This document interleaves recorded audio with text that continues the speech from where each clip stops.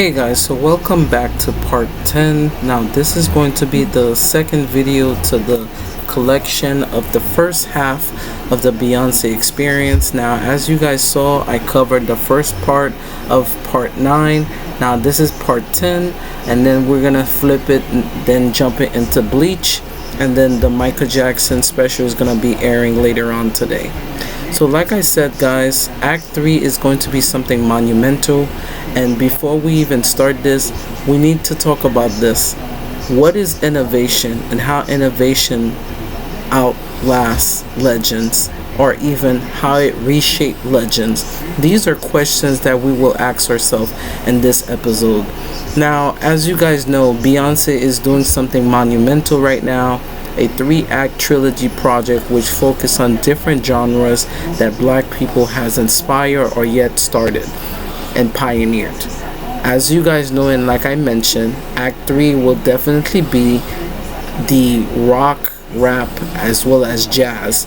I covered that in my part 9, and how the Red House, which is the introduction to My House, will play a major role into Act 3, and how it will shape the album cover as well as the sound. Also, I wanted to mention that, and I think I mentioned that in my previous video, was that when Beyonce received the iHeartRadio Innovation Award, she referenced a lot of legends that helped her reshape or claim parts of genres that were stolen or missing by the black culture movement, and how these genres will play a larger part into how this episode of my Beyonce experience will challenge you guys to think outside the box and what Beyonce is planning on doing. Just like people before her, she's creating lanes that black people and young artists that never had a chance get the exposure that they need in order for them to thrive in an industry that constantly change and challenges status quo. These are the questions that we're going to be asking ourselves in this episode. Like I said, this is something monumental that she is doing, and I cannot wait to cover this on my podcast when we talk about the tour and how we connect the tour with the imageries and the exposure of what the album truly means.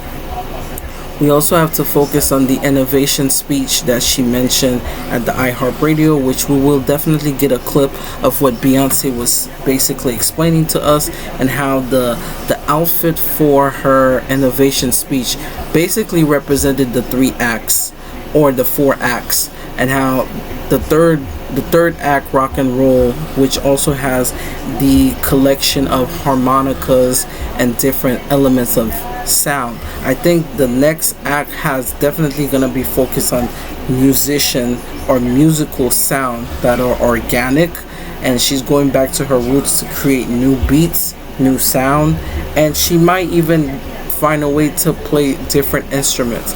We saw in Lemonade that she picked up a piano and actually organically made it. And the soundtrack of Sandcastles, Beyonce was literally sitting there playing a piano while singing. It was just her and a piano and a mic. And I think moving forward for this part, she is going to be incorporating different elements of different instruments. She might even learn how to practice or try to not even mimic, but try to, even on the tour, it shows that Beyonce is gonna she's gonna channel a lot of legends, and she's gonna even learn how to play a guitar. I would not be surprised. Beyonce is a student of music, and I think that she's capable of doing whatever she wants, and I think that's what makes it so fascinating, because like I said, Beyonce graduated from an academy that had monumental legends, and she have learned from each and every one of those. So without further ado, let us hear what Beyonce has to say when she, and there you have it. And we will continue with her speech, but she congratulated the legends that came before her. She asks for their guidance. She is very humbled. As you could see, she stands with Stevie Wonder, which is one of our greatest artists of all time, and that she knows her job. She knows who paved the way. She also find a joy into receiving a award from one of the living legends that we currently still have. And you know, this is what makes Beyonce set apart. She's truly is a student of the greats, and that she is pioneering her own way, not in a way where she copies her entire discography of legend. She's inspired to create lanes where when she decides to retire, other people will have space to actually do the same thing that she's doing. And I think that is such a beautiful thing, because when she talks about innovation, this is a definition. I wanted you guys to hear this from her point of view, and what makes innovation such a powerful and yet important task. These are questions that I feel as if that are going to be answered in the upcoming third act. Also, if you realize that she did the same thing for Act 1 and Act 2, she went to the source. She went with Diana Summers. She went with Prince. She went with Madonna. She went with so many people for Renaissance. And then she did the same thing for Cowboy Carter. So let us see what she has to say about what it means to be an innovation. Take it away, Beyonce.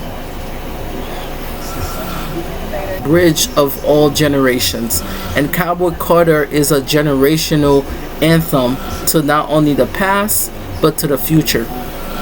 The ending of Amen, which is the last track of Cowboy Carter, explains a narrative of what Act 3 is going to be. She mentions that the houses that her father and her ancestors built were made of blood and stone, and that these blood and stones paved the way for her to purify her father's sins, and that within those message, you could see that my house is a red house with blood, like the whole house is in red, indicating the bloodshed of her ancestors, which paved the way to create genre-bending narrative. And I think that is such a powerful thing, and I never looked at it that way.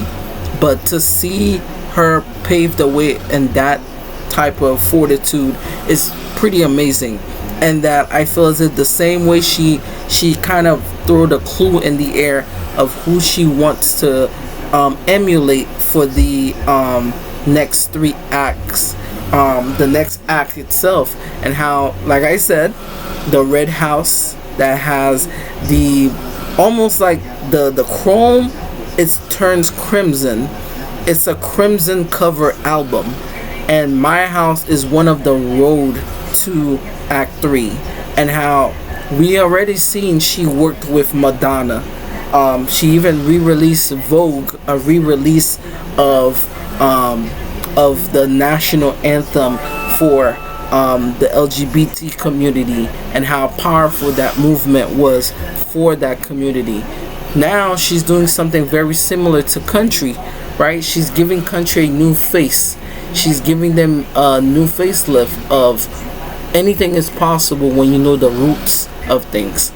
So now she's doing the same thing for not only for rock, and I can't wait to see how she's gonna pave the way for rap as well as jazz and rock and roll, which all of these three genres have something in common, believe it or not.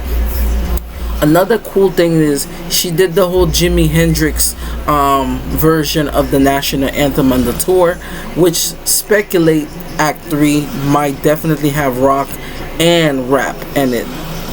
Like I said, Madonna was one of the first people she put on the Renaissance remix. Also, she made sure that she paid her dues, paying homage to Madonna and how important Madonna helped influence the voguing as well as the queer culture. She also went with Diana Summers with Summer Renaissance. So it's a lot of people she paid homage to in the Renaissance Act 1. And she also focused that energy, and she threw a little bit of Prince there. And I think for Act 3, she's definitely going to channel Prince more. She did do a lot of Halloween costumes in the past that shows that she was channeling Prince. There's even the little red Corvette. There's a lot of different imagery of Prince that Beyonce has been wearing in the past, indicating Act 3 is coming. She also have the Renaissance gun, which also looks like a mic, which is very Prince theme. So the only person left now is the king himself, which is Michael Jackson. And I think the first tease I got from that was when she was basically playing Alligator Tears at the tour. She dressed similar to Michael Jackson, channeling the inner Michael Jackson in her. So the only big person left is Michael Jackson, as well as the other legends she mentioned, Miss Rosetta Tharpe, Miss what's her name? Damn it. My apologies if I don't remember all the names, but Miss Rosetta Tharpe, Big Mama Thornton, like so many different names. Stevie Wonder, like so many different names, Michael Jackson, Prince, and so many people more. So like I said, Michael Jackson is one of her biggest teachers, so I know that if she wants to pay a bigger homage to him, she's definitely gonna do it well. Like I said, guys, this was a fun video to do. I have myself to surprise too. I've learned so much from just researching about the connection Beyonce is doing. It's truly an amazing thing that she is doing. She is truly in a history books of her own, creating these genre bending spaces for new artists to come in, creating these new spaces, allowing these artists to have the freedom to create and don't feel pressure. She takes that burden upon herself to take risk.